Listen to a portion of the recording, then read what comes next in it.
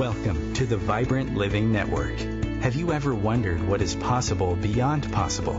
What is the thing you've been wondering and inquiring about? Are you just feeling stuck and don't know why? Are you thinking or are you seeing? Seeing allows us to expand and have this other experience. We want to invite you for that wake-up call. We want to invite your spirit, your soul, so to be more alive, more connected. Glenn Brooks has been a life coach for over 33 years, author of Divorced to Patterns, Not Each Other, an explorer of what is possible. He has worked with people all around the world. Join us for a wake-up conversation, a dialogue with you. We will have some of the most interesting contributors. We will be talking to some of the most interesting people and have some of the most resourceful teachers, wisdom-filled people from around the world join us. Share your voice, ask the questions, become free of the known into a new world of possibility. We are going to talk about all the things you wonder about: how to live, how to heal, how to connect, how to love, how to be seen. Your life is precious. Enjoy it. Welcome. Welcome to the Vibrant Living Network. And I'm Glenn Brooks. Glad to be with you. I want to explore with you vibrant practices today, vibrant practices that are, in fact, beyond the formula. Because a lot of our practices we've learned are solo practices. I want to explore with you relational practice. So the first practice I wanted to share with you before I introduce you to the Vibrant Living team is every 2 seconds we change our brain and we change our respiration. So I want you to practice smiling inwardly. Okay, so I want you to smile and exhale. And when you do it again, I want you to pick someone you're close to and smile and inhale for them. So you sense them, you sense their presence, and you smile and exhale for them, which is the beginning of relational imagery. So relational imagery has to do with using imagery to deepen your relationship and deepen your relationship from relational imagery rather than old scripts. So we can only exist in just two states at any given moment, just two states. We could be our counterfeit self or our relational self, our authentic self. So I want to welcome everybody, and I'm very inspired because we got Jessie McGuire with us. She's our in-house vibrant writer. So I want you to introduce yourself first today because we haven't heard your voice in a while, Jessie. So welcome. Thank you. Very kind of you. Thanks. We'll go to Jen. You'll hear more of Jessie. We'll get her to come out more. She's just in the kitchen. We'll get her out to come out in the living room as the show goes on. Jen Rowe. Yes. Red Hat Qigong. Red Hat Qigong. Oh my God. I'm in the confidence lane with saying that now. Yeah. I'm so proud of you. Yeah, thank you. You're the person that walks in the stadium that makes all the difference. I spent my lifetime noticing the difference that makes a difference. I couldn't quite put it into words, but now I know that there's certain people that when we feel deeply gotten, they reinforce it. You're one of them. Say something about your work. Well, Red Hat Qigong is basically the process of peeling back layers that we hold on to in our energetic system to access the beauty and light that we have inside. You know, as humans, we all carry traumas, we all carry grief. Sometimes we just feel super bogged down. It can come up in forms of depression or anxiety or just feeling really stuck. But it's like we all carry the stuff that needs to shift out.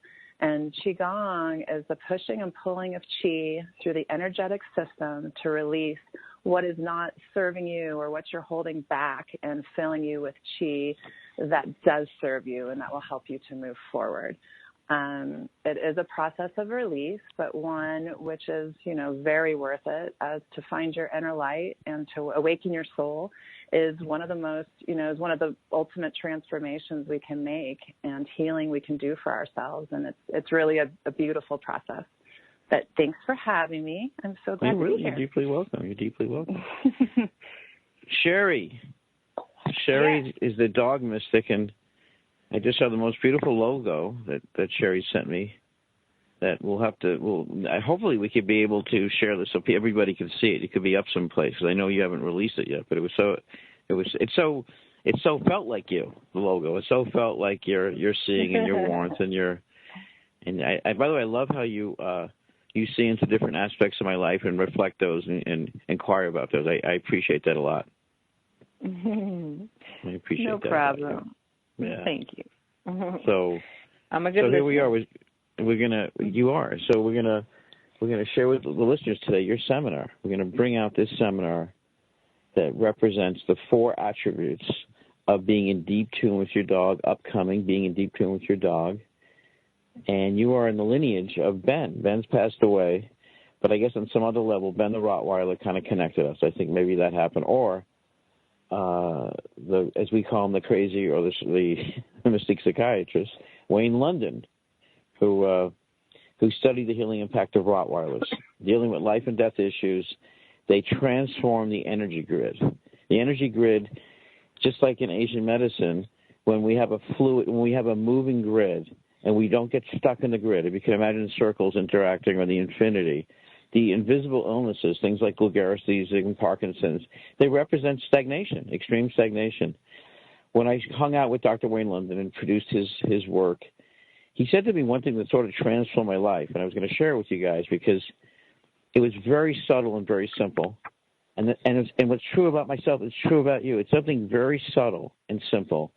There's an attribute or a quality you have in you that maybe your parents forgot to remind you of, and your friends and your teachers and your therapist.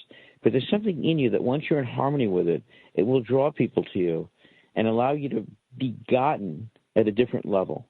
And that's really when you become more vibrant. You become vibrant when you feel this deep, uninterrupted connection with life and wisdom and wonder. And that begins to transform your brain. You know, they talk about brain plasticity. So the brain is transformed by consciousness. So when you become conscious, so I developed a course all about that. And since Janet's not here, Janet Carafa, so this is a course for people who want to speak at Carnegie Hall.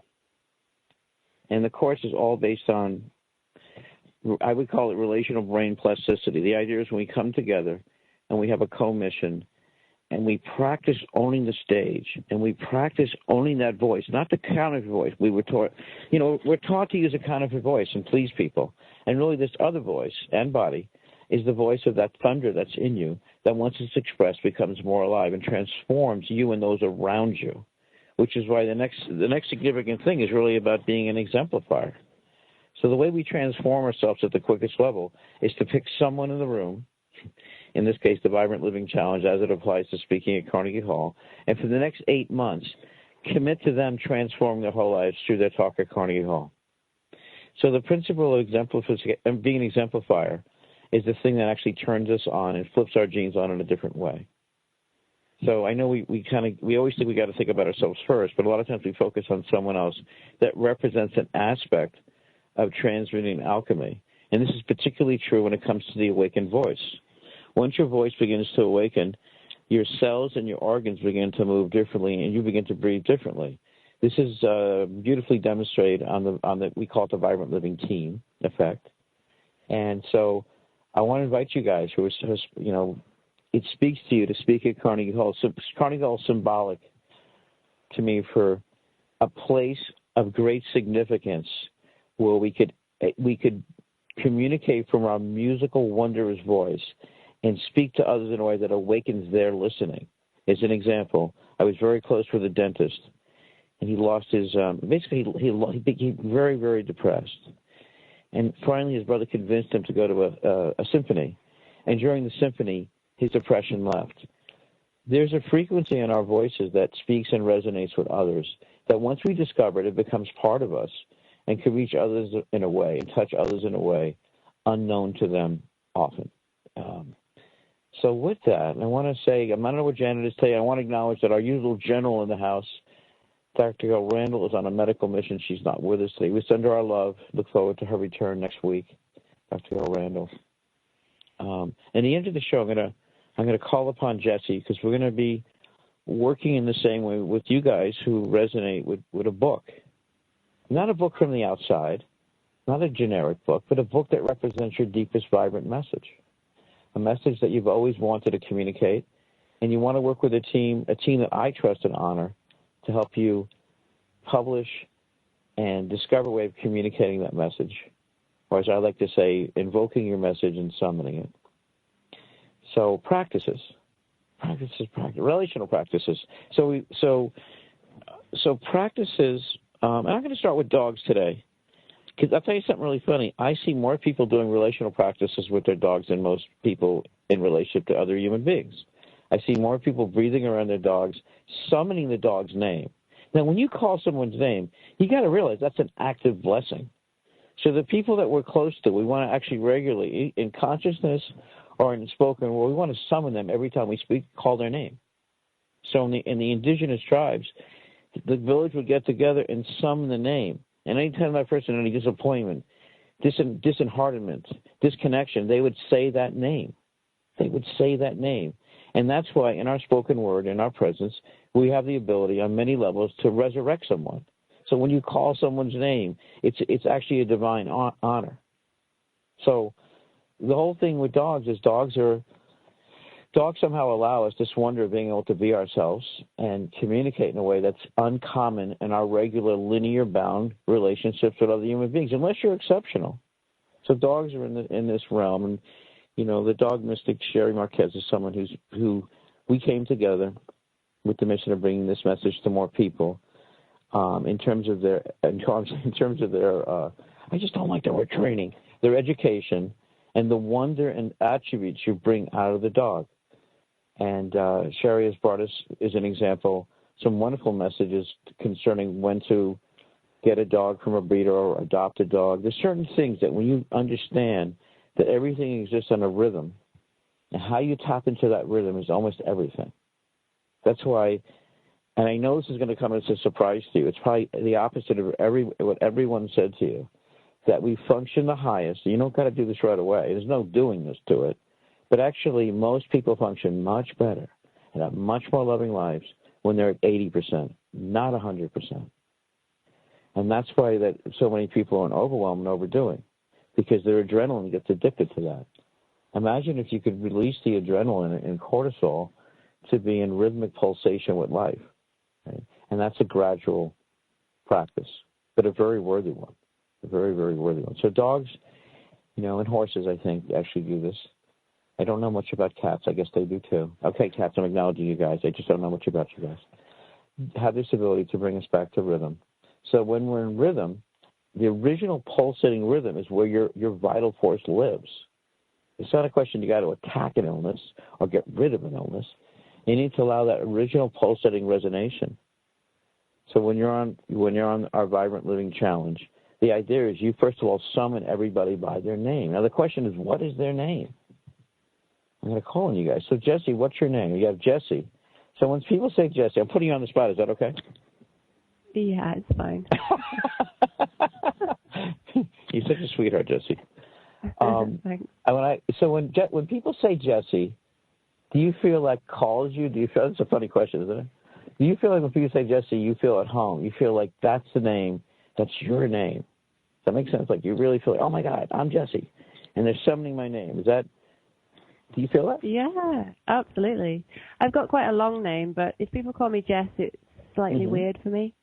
Mm-hmm. I don't really mind it, but it's not quite like Jessie. So. What's your name? What's your full name? It's Jessie, and then Una Sophia McGuire. Wow. Jessie Una Sophia McGuire. Yeah. Wow. Beautiful. Una is a bit strange living in Spain. They're like Jessie Una. But yeah, it's actually Irish. So. That's very beautiful. Beautiful. Yeah. Thank you. So your name. So that's the name that you feel the most resonant with. Yes, absolutely. So I always. Yeah, I do. It's funny. People love to say my name. They say Glenn Brooks, and they feel the ocean. They feel the water energy. And I somehow I like that it resonates with them. You know what I mean? I appreciate they could feel rhythm. I have another name that some people call me. I'm going to let it. Some people call me Trust Alchemy. That's my other name for some people. They call you Trust Alchemy. Trust Alchemy. Trust Alchemy? Trust Trust Alchemy. What's that? Trust Alchemy. Yes, Trust Alchemy. And some people call me Captain Aliveness as well, which is another fun name. So this is a big deal. The other thing for some people, I recommend the name-changing ceremony, or when they do like the Vibrant Living Challenge, I recommend they have another name that really, and for couples, it's essential they have the same last name. It is a whole different universe when you guys have the same. You're summoning that new energy together. And so marriage is an ongoing energy art that every time you say your name together, you become a different quality of family, not just in terms of, in terms of this deep union. So, for instance, in the Kabbalah, when a couple's having a challenge, you bury your marital rings and you say your name together. You say your name. And in saying your name together 3 times, you summon. This is a big deal in life, summoning things. See, in the linear world, and being addicted to the linear world, we don't realize language and summoning we don't recognize it. We don't live from this. We don't realize that when we say someone's name, we're summoning them. And we bury our rings when we're having a challenge in our marriage, let's say, and then a holy person, someone you deem to be holy, says and blesses you guys, you basically summon the relational energy again. So there's an alternative to divorce. It's called summoning the relationship. And when we start to operate around each other as summoners, we start to experience something very different, not in intellect, but the truth is when we summon, right? So in the Vibrant Living Challenge, it's all about summoning each other, exemplifying each other, and invoking each other. So usually the common linear way we greet people is, okay, you're Mary, you work this job, and you're Frank, and you do this job. That's the dead world. That's like linear information. Linear information is great for maybe finding your car keys or having a map, but it's not the world where you actually awaken your imagination together and live from this other place. That's pretty much what's lost in the day for a lot of people. Now, the practices that begin to cultivate this awareness, I'll give you a few simple ones, which are built into the Vibrant Living Challenge. So the Vibrant Living Challenge, and I'm gonna turn to Jen, our Red Hat Qigong lady today. So the practices that we practice in the Vibrant Living Challenge. So the Vibrant Living Challenge is a 3-month program, 3-month challenge, where we practice the practices together. Without practices, we don't live from the depth of our bones, the soul, and our heart together. We need practices. Now, right. Conversation is relevant, but practices are essential. And so what I've noticed with practices, and I've been in courses now, the first course that I did with John Kabat-Zinn, which a lot of you guys know because he put mindfulness on the map. So the first program I did, the thing that was common among everybody who did it, I did among the first courses, was that no one felt they had time. So the lie of time is something you need to walk away from. The lie of linear time is the thing that entraps us to be addicted to linear thinking, because linear thinking and linear time live together. And when we graduate from that, so when I did John's course, one of the big things that was really cool, sorry about that buzz sound, one of the big things that happened in that course was people began to experience, like as an example, people came from around the world where they were in such pain they could barely function. This one mailman came, and he had chronic ringing in his ears. And we all promised each other, which is beautiful, that we would do the body scan. The body scan is about 30 minutes.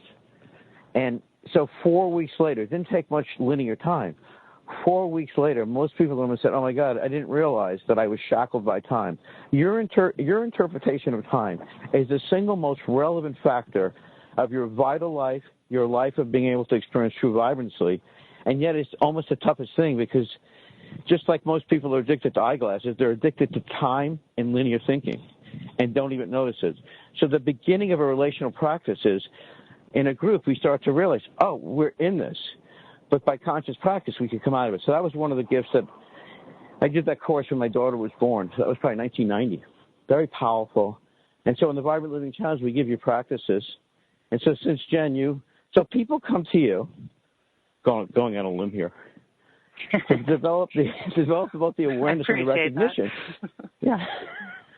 What did you just say? You just say I exemplify that. I said I appreciate that. Okay, cool. Yeah. Cool. No, I said this once to Dr. Randall, and she goes, I exemplify to that. I thought you were going to say that. I was waiting for you to say that. No.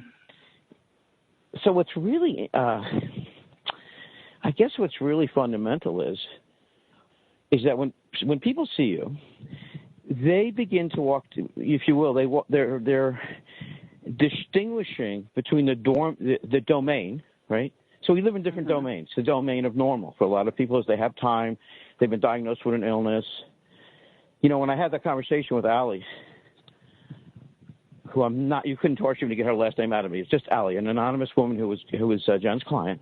One of the guys, when I spoke to her about your work, what was in that conversation was so wondrous was, without her saying it to me, she went from one domain and began to live out of another domain. And what I mean is she went from a domain where she really had a significant, what she would call trauma around her brain, and then she was beginning to experience this other domain where her brain became alive again for her. And it was so beautiful. I was sitting, she'd call me on a Sunday night, and I know I talked about this last week, but more than talk about it, hearing her share the story for me, it really impacted my brain and being the night she told it to me, or she shared it with me, because, see, every time we share with each other from the perspective of being able to distinguish one domain and now we're living in another domain, it's sort of like a profound gift. It's kind of like, it's kind of like Deepak Chopra used to say to me all the time, that we grow old and die because we see other people grow old and die. Does that make sense? So grow old and die to the other people. When I was talking to her, she was basically conveying to me that on a deep level, the neurologist had said to her, this pretty dark thing. He said that pretty much the only way you could deal with this condition is a lot of medications. So just actually listening to that had really shifted me, and I realized my whole life has been about having vibrant conversations that allow people to have enough scientific context and a sense of wonder to make practical changes. So when I got really interested in your work, I realized, well, you kind of, you started to sit with people. Like, one of our conversations was that when you finished working with her, you would kind of help her, what you refer to as her chi body, or you would seal her body with chi, this life-energizing pulsation. And I was like, wow, that's just so wondrous, because it's so rare as human beings. First of all, we have the conversation, and then we actually send it to each other, and we're conscious that it makes a profound difference. I want to leave the doorway open for you totally in this. I'm just, what would you say about practices, or what you want to pass on to people about, we talked about the subtlety of profound healing together. Right.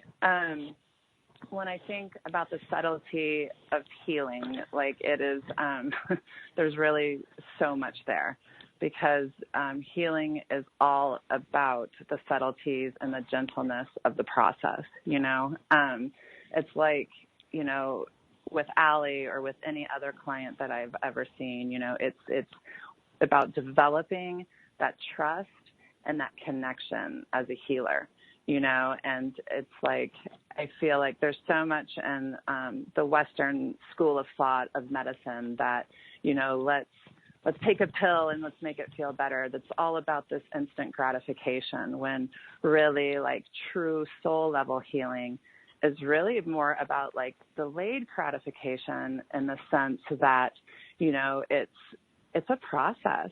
And when you are working with someone and you're establishing that trust and connection, it's not this, like, uniform way of doing things. It's, especially with, like, red hat qigong, when I think of it, it's one of the most intimate forms of healing there is, because it is soul to soul.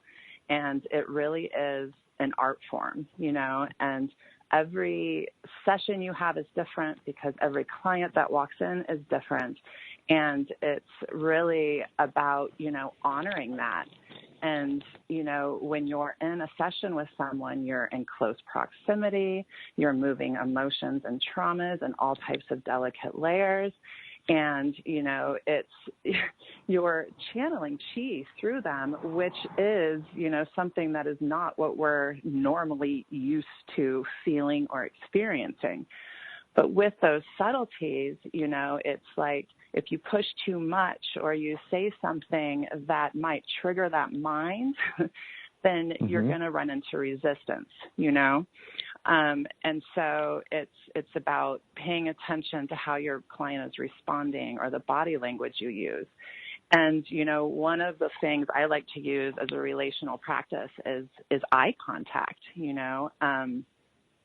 eye contact, and that can be in session with the client to establish that trust. That can be in a relationship to, establish that form of intimacy. And it's a really important piece when you're doing that soul to soul, because there's really no hiding there when you're eye to eye, if you know what I mean. And sorry, you want to share your story? I was going to share my story. Actually, I want to do one thing, Jen. I want to do one thing because we do everything. So here, I'm going to make it simple. We come out of our thought viruses to a life of vital rhythmic pulsations. I want to acknowledge Lisa LaRose because I didn't get it to her in the opening round. Lisa, I love and deeply appreciate you, and thanks for always being there many times in the cracks of life and showing up. Thank you deeply. Thank you. And also, I know that you get Sherry's work so deeply. I appreciate that about you as well, Dog Mystic. Go ahead, Jen. I had to acknowledge Lisa. I felt that I missed her there, and I was feeling a pulsation. Recognize Lisa LaRose. Absolutely. Yeah. No, it was just funny.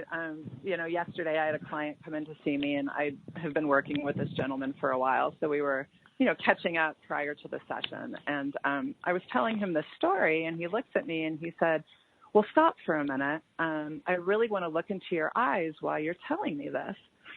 And it totally threw me off guard. My mind was like, what? And as he stood up, I had to sit there and get really close to him to look at his eyes, and because of the fact that it was brought on so abruptly, I just felt like my mind had all this resistance. And so I was breathing, and I had to ground down, and I had to really work on calming myself. But it's really interesting because when you're in an intimate moment or you're in a session, that kind of happens naturally. But when something sometimes is thrown, and that's the subtlety of it. But when something's kind of thrown at you and you're like, whoa, and the mind goes and you're like, wow, he's standing really close to me. Wow, we are really looking into each other's eyes. I love it. And all this resistance comes up, so it's kind of, that can tie back into the subtlety of things, And so I just found it really interesting how I reacted, I persevered, but. No, I love it. It's so real. Definitely caught off guard, It's so real. It's so real. It's so real. Close. Exactly. Whoa, you're in my facial boundaries. I don't like this. Wait a minute. I'm the healer here. Stay with us. More vibrant living. And your life, precious and joy. Stay with us. I'm Glenn Brooks.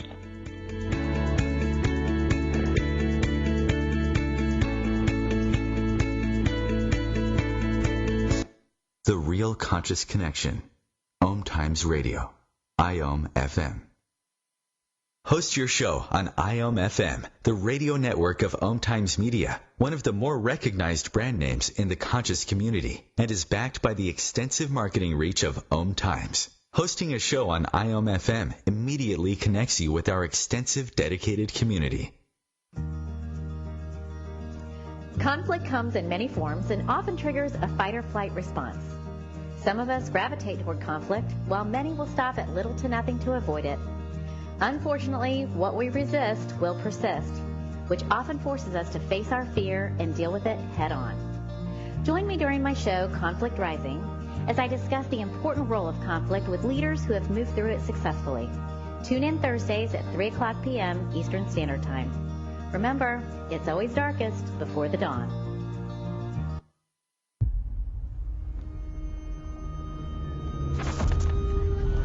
Opiates has taken everything and everyone I've ever loved away from me. everything. I blew my ankle out and I got prescribed pain pills by my doctor. If making my detox public is going to help somebody, I'm all for it. I just wish I would have had a warning. Opioid dependence can happen after just 5 days. Know the truth, spread the truth. A message from Truth, the Ad Council, and ONDCP.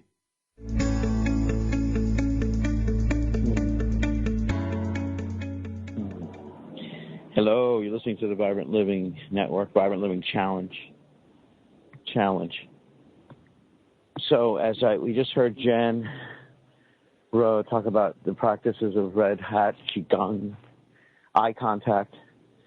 Yeah, I used to run a group. The first group that I ran was a group at Stony Brook University. It was called the Feeling Great Group. And I work with students. And I was going into New York, and I was doing gazing at something called the Eureka Institute. And of course, gazing in our culture is, it's not something we learn. As a matter of fact, great awkwardness and uneasiness for most people when they gaze. And gazing isn't staring. It's making contact in a way that opens you. It changes your nervous system. And your nervous system is really how you begin to trust and relate to life. It changes you, right? A lot of people's nervous systems are very sympathetic. They're an emergency response. And every so often they stop. But there's another way to live where it's more parasympathetic, which really gets into the world of dogs and the dog mystic.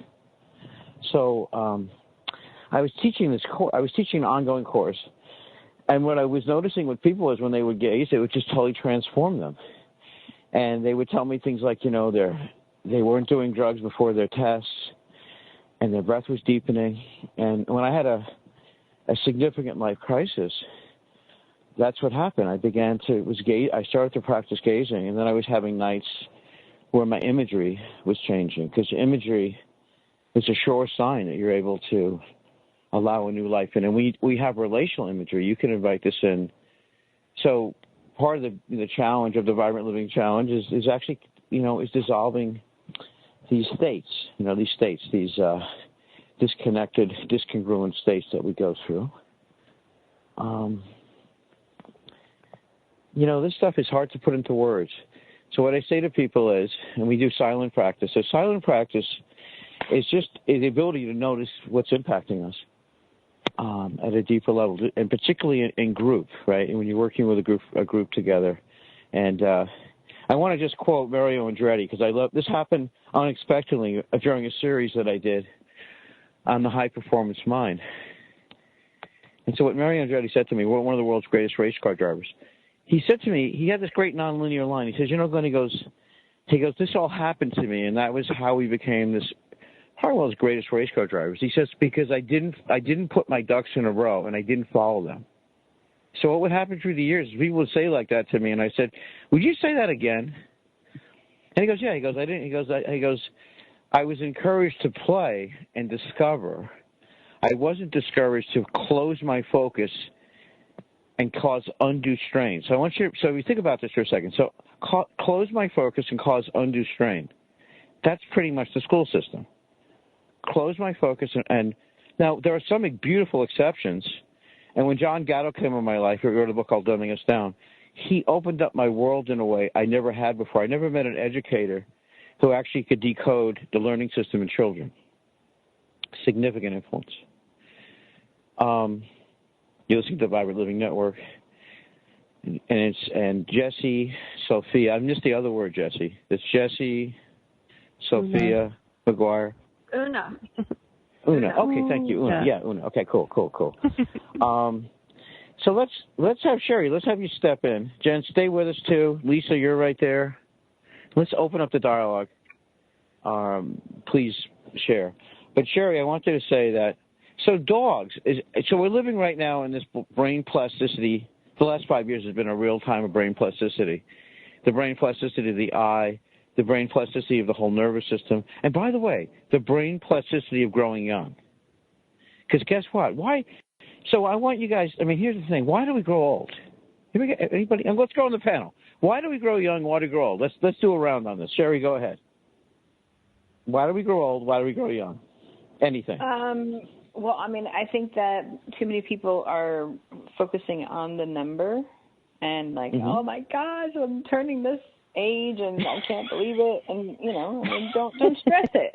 Don't stress it, and just be grateful that you're alive and you're healthy and you're here to live another day. I mean, it's your birthday should be looked at as your first birthday instead of birthday, and it should be celebrated no matter what. So I mean, I think that people focus too much on the number instead of just how they're feeling, or just get out there and do stuff to make yourself feel better. Well, as a dog mystic, you must say that dogs, they lower our blood pressure. They put us into a more parasympathetic state. It means our system actually rests. Pretty profound medicine you're dealing with. Okay, let's go to Lisa. Lisa hasn't said much. So what do you do to grow young every day? And what's your take on growing young and growing old? I believe that everybody should be eternally young, no matter what the calendar or how many revolutions around the sun. And the most important thing to do is play. Never lose your sense of wonder and your sense of play. And don't take yourself too seriously. I think that's part of it. And actually is my partner's birthday today. Happy birthday. Happy birthday. Yeah. So we were going to go out and celebrate like adults, which is not That's like adults. Beautiful. That's beautiful. That's beautiful. That's beautiful. Yeah, so thank you. I will pass on the birthday celebration. Yeah, absolutely. Salutations. Absolutely. Thank you very much. I want to say to you guys, as much as I live in this world, this vibrant world, every time I speak with Sherry and she asks me a personal question or she asks me the next question that represents intimacy, I'm always delighted and so grateful that you do that. And it's just like you'll ask me a simple question. You'll ask about Donna or you'll ask about something in my life, and I realize, oh, I haven't even asked myself that question. Thank you. It's an inquiry. Like I want to tell you. And you always say it the way, I'm so happy you do, and then you're actually listening. So deep gratitude for you for asking me that questions that told me to stop and explore my soul. Otherwise, I don't really like living like a zombie. That's why we do Vibrant Living. It's kind of a zombie-free zone. So thank you for reminding me of the vibrancy. All right. Jen Rowe. Thank you. I feel like it's all a perception, a way that we think. There's so much linear thinking about growing old, and that, oh gosh, I'm 70. That means it's almost over. I've got to retire, and I'm going to, people just associate, growing old with things breaking down and things not going well, and it's a lot of negativity around growing old, and it's about like shifting that way of thinking and really being in the moment and realizing that, it's kind of what Lisa was saying, that there's this awe and there's this wonderment about the present, being in the presence of this world. And it's very opening as we, go through this path. If we want to like tap into that light, I feel like once you do that, then it brings up this like childlike wonder and, this happiness and joy that's inside, which really reverses a lot of what that conception is around getting old, So. Nice. Yeah, I've got my next question. This is good. Thank you. I got my next question. Yeah. Jesse. Yeah. Jesse, so Jesse. By the way, agree. you cracked me up this morning. Could I share something you said to me that it was just incredibly funny to me? Is that okay? I'm putting you on the spot again, but you'll love me later for this. No, you're good at that. I'm good at that. Thank you. Yeah. I do this in those very loving, honoring way, and I totally related to what you said. I said to Jesse, you got to come to the United States. We got to hang out, climb the mountains, and there's something that when vibrant living people come together, it's really a one-of-a-kind thing. So I had forgotten Jesse as a 1-year-old. And so what did you say to me about the guy sitting next to you on the plane? You remember what you said when you took the 12-hour flight? Yeah. Well, it was a lady. She looked like she was sorry.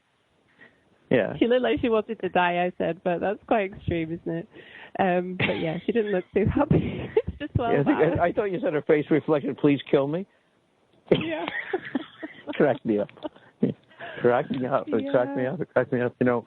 Here's the thing. I want to ask you the next question. So I just got kicked out of something recently. It was pretty much, we don't want you to come here anymore. And it does remind me a little bit of the Groucho Marx. Any club that would have me as a member, I don't want to be part of. But so I went through a week of like taking this personally, and I realized, I wrote a chapter in my book, by the way, called They Run for the Hills, which is about people who reject me upon inspection, you know.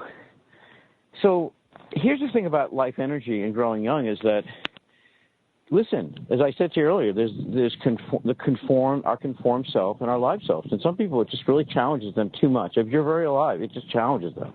And what got me about this group of people that said, you're not welcome here anymore, it was kind of like one of their ethical codes is kind of like all-inclusiveness. And I thought, this is so interesting. So one of my pet peeves in life is people who, you know, their learning style and their brain style is such that even if they think intellectually they promote one thing, it's really hard. It's really hard to welcome everybody. So I said to them about their organization, I think your new sign should read, everybody welcome except Glenn Brooks. That would be honest. Do something honest. And a round of growing young, I want to ask you guys from this vibrant place, when you think right now, how many people really, really get you? Like in your life, would it be 1, 100? It happens frequently in the day. How many people really get you? When you see them, you feel like soul recognition. Your step lightens. Who gets you? How many people? How many? Maybe it's just a scanning. When I say who gets you? Who gets you, Jen? I knew you were going to put me first. I don't know. Like when the first number that comes to my mind is like 15. That's great. You know? Get me their name and numbers. That's great. They may not like me, though. Oh, boy. An assortment of very close friends. You know, some are, you know, people that I've met through my journey. Some are clients, you know. But, yeah, it's really interesting when you really sit with that and be like, okay. Yeah. I am a different one. I am a bit unique. Yeah. That's great. But we all are. That's a good thing. Yeah, for sure. Yeah. Absolutely.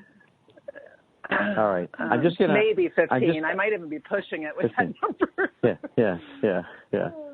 No, I said to this woman a while ago, I said, she lied about something, and I said, you know, I was waiting for you to come up with some kind of lie. You just did. I want to say to you it's strong, and I wouldn't like me if I believed that lie, but you communicated it, and thank you.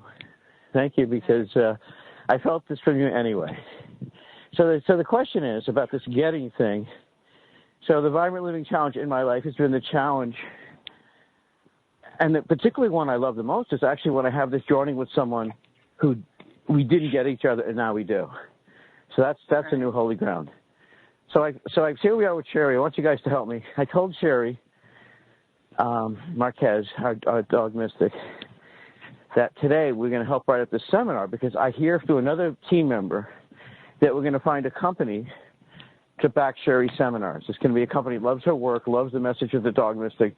So I want to come up with the 3 things today that you guys totally love that we're going to cover in the Dog Mystic seminar, or being in deep tune with your dog. Being in deep tune with your dog. I'll start off with number 1. Or Sherry, why don't you start off with number 1? Go ahead. What's the number 1 thing? So when people come to your seminar, the number 1 thing you want them to experience, or the thing that you feel is most resonant, that when they leave, they begin to have this in their bones and soul, what would be the number 1 thing? That's a big question, I guess. You can take several rounds, by the way.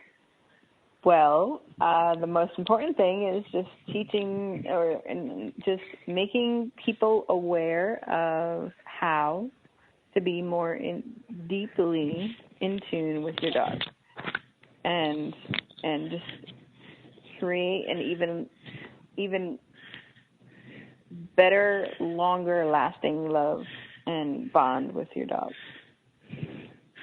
So that's number 1. That's number 1. The experience of being in deep tune with your dog in a way you may never heard about, experience. So you want everybody to come with a beginner's mind and be open to have this relationship of deep tuneness with the dog. Okay, number 1. All right, let's come up with. And I have an idea. Let me talk. I lost my words today. I'll turn it to the Vibrant Living team, and I'll keep you guys posted of what clubs I'm no longer welcome to. But I want to say what's more relevant to this is the clubs that I'm so welcome to.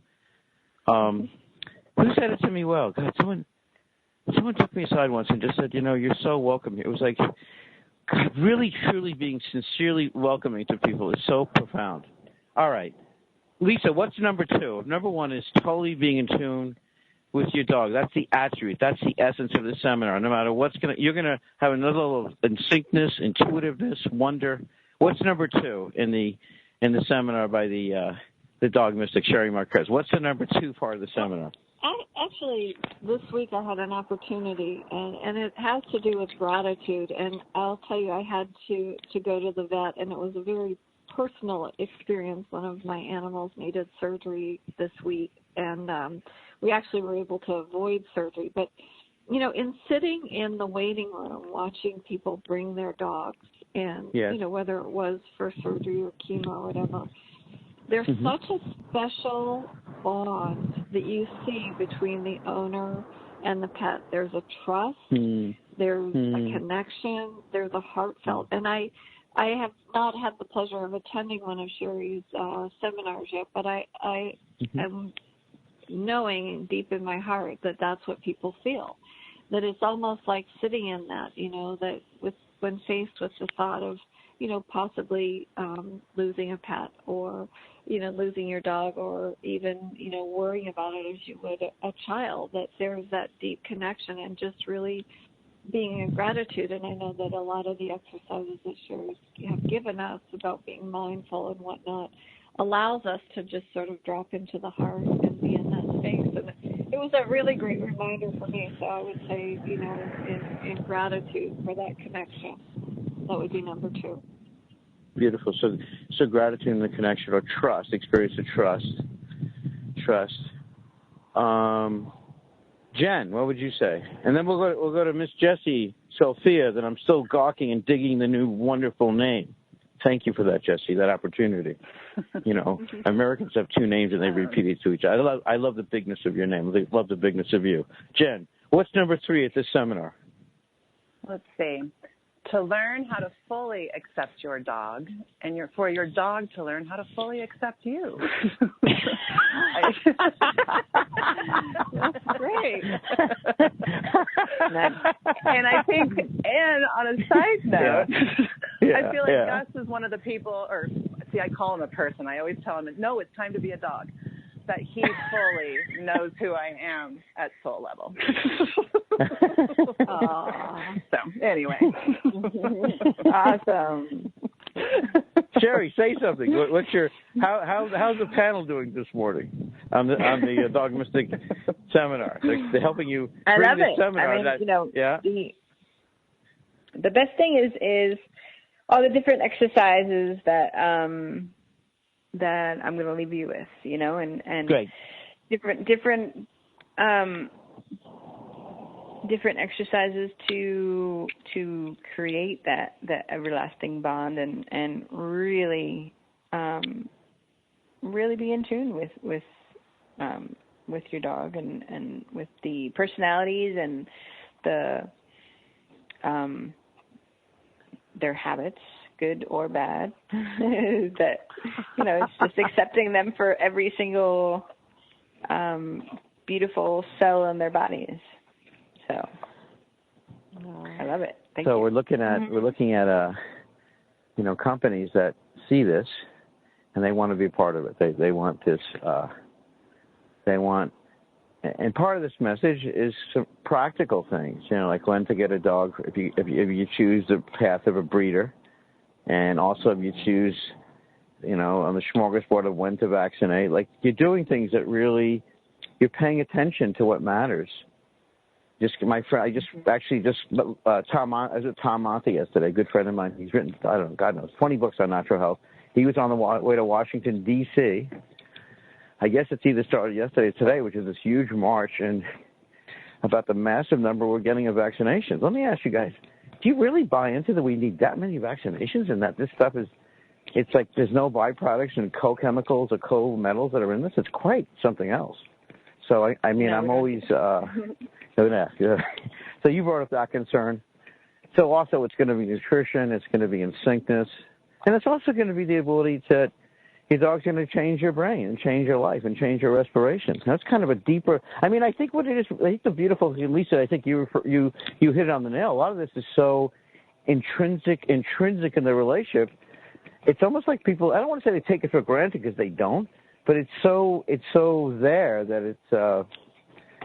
And that's what the seminar is about. It's really about the experience and deepening it. And I want to invite everybody to become, if you will, a dog mystic, to begin to learn that the mystical relationship you have with your dog is inherent in life and people, and learning how to let go of. Let me ask you a question, Sherry. You think people forgive their dogs quicker than their people?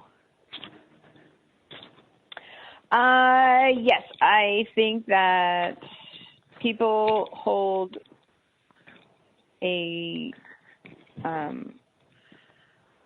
more of a grudge towards people than they do with their dogs, and they're easier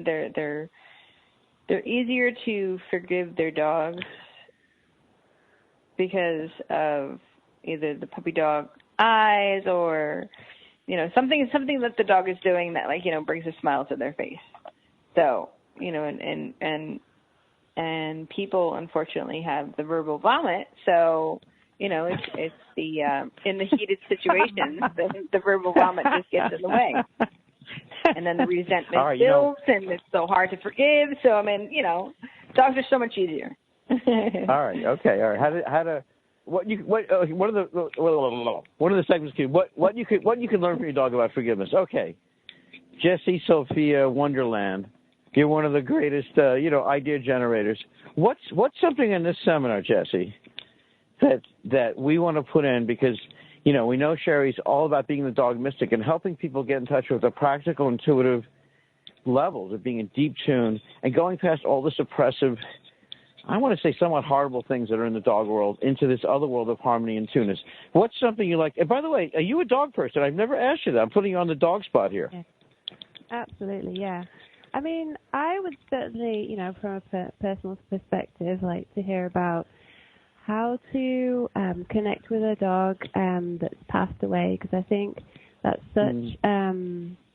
such a sad thing for so many people when their dog passes away.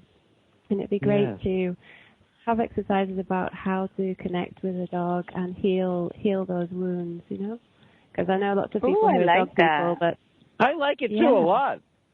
Mm-hmm. Wow, you stuck in the mystical energy with that one. Sherry, say something about that one. Whoa, Jessie came up with it. I like that.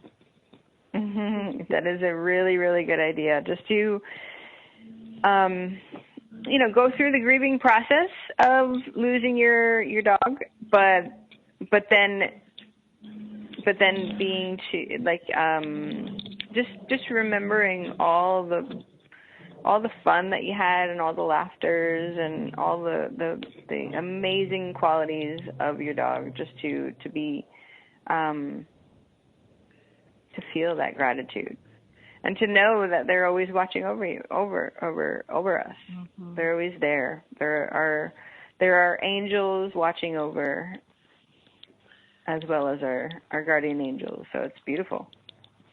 But I like that. I like that too. Mm-hmm. I was actually, believe it or not, there was a New York Times bestseller on that very topic. I put it in the trunk of my car.